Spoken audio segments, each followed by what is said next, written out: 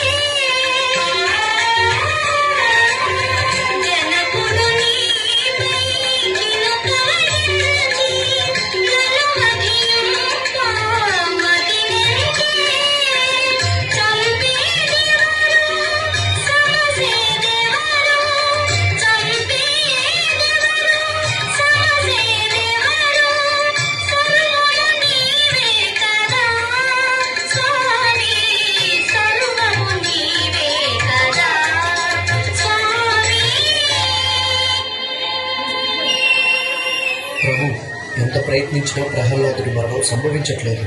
ఏదో శక్తి అడ్డుకుంటుంది.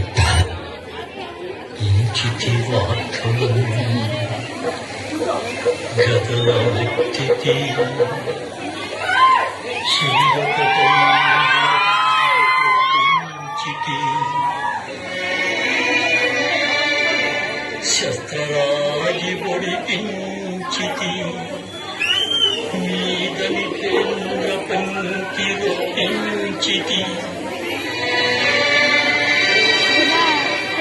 చిక్కరించితి శపించితి ఘోరవాగ్నిదం తొలించితి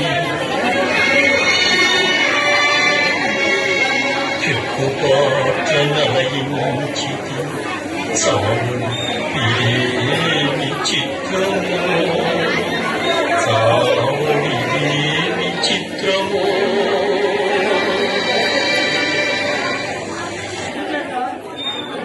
నాకు తెలిసి ప్రహ్లాదుని ఆ విష్ణువే ఏదో మాయా రూపంలో వచ్చి కాపాడుతున్నాడనిపిస్తుంది.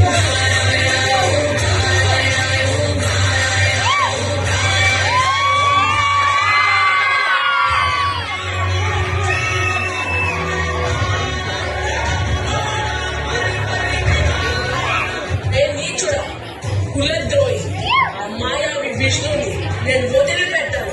నువ్వు ఆ విష్ణు తత్వమే కదా, అతన్ని కనీసం నువ్వు పిలిచినప్పుడైనా నా ముందుకు వస్తాడు, చూద్దాం. మీరు ఎవరినైతే పిలవాలనుకుంటున్నారో ఆయన సర్వాంతర్యామి. ఆయన ఈ సభలో ఉన్న ప్రతి అంశంలోనూ